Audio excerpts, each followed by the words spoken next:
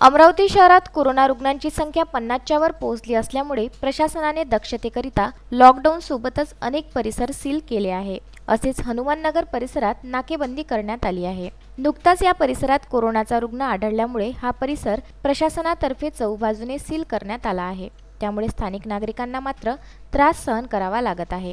विदर्भ न्यूजच्या चमुनी या परिसरात जनतेशी वार्तालाप केल्यावर बघा काय म्हणणे आहे जनतेचे। आता हे कोल्हापूर गेट पोलीस स्टेशन चौकी इथं हनुमाननगर चौकी इथं जे आहे ना पक्के बॅरिकेड बांधलेले आहे। याला आमचा विरोध नाही आहे हनुमाननगर वासियाचा। हनुमाननगर कम से कम नाही म्हणता आता 5 ते 10,000 लोकांची लोकवस्ती आहे।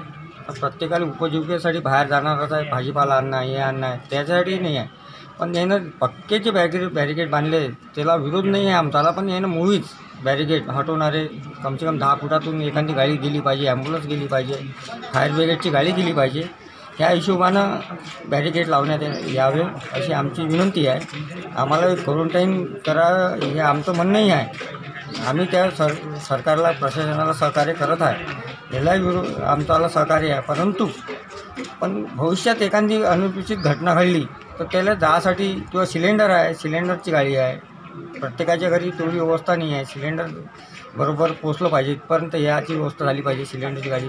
पुन्हा प्रत्येकाच्या घरात रोजचा कचरा किती निघतो त्याची साफसफाई झाली की तो कचरा बाहेर येते, बाहेर झाल्यानंतर कचरा कंपोस्ट डेपोवर त्याची विल्हेवाट झाली पाहिजे असं आमची सर्व हनुमाननगरवाल्यांची वासियांची विनंती आहे।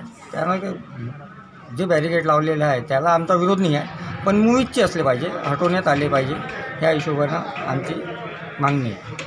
आम्हाला सॅनिटायझरची गाडी येणार नाही, सिलेंडरची गाडी येणार नाही, कचऱ्याची गाडी येणार नाही। आम्ही जर तिथं लॉक झालो तर आम्हाला कोणती व्यवस्था आहे? जर बाहेर जायचं असलं तर येणार नाही, दवाखान्यात जायचं असलं तर रस्ता आहे नाही, कुठून जायचं आम्ही? म्हणजे पेशंटची जर तब्येत खराब झाली तर तिथे मीच BP शुगरचा पेशंट आहे, मला जर गोळ्या आणायच्या असल्या तर कुठून आणणार आहेत पोरं?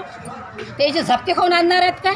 आमच्या हनुमाननगर कोल्हापूर गेट परिसरामध्ये मोठ्या प्रमाणात रुग्ण आढळत असल्यानंतर प्रशासनाने निर्णय तर घेतलाच आहे, परंतु कोल्हापूर गेटमधून आतमध्ये हनुमाननगरच्या आतमध्ये येणारा जो मुख्य रस्ता आहे तो पूर्णपणे ताकदनं बंद करून ठेवण्यात आला आहे।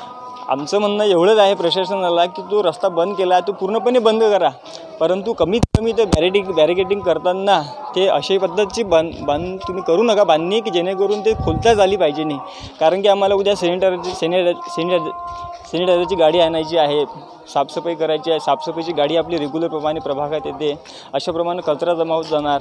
पण लोकांचं एवढंच म्हणणं आहे की उद्या जर एखादा व्यक्ती बिमार पडला की त्या व्यक्तीला बाहेर कसं जाता येईल, बॅरिकेडिंग अशा पद्धतीची असायला पाहिजे जे मुव्हेबल असायला पाहिजे। थोडंसं अडचणला आम्ही सगळंच वापस सहकार्य करायला तयार आहे, परंतु त्यांनी थोडंसं आम्हाला सहकार्य करायला पाहिजे। यानंतर स्थानिक नगरसेवक आशिष अतकरे यांनी नागरिकांच्या होणाऱ्या त्रासावर प्रशासनाला लक्ष देण्याचं आवाहन केलं आहे।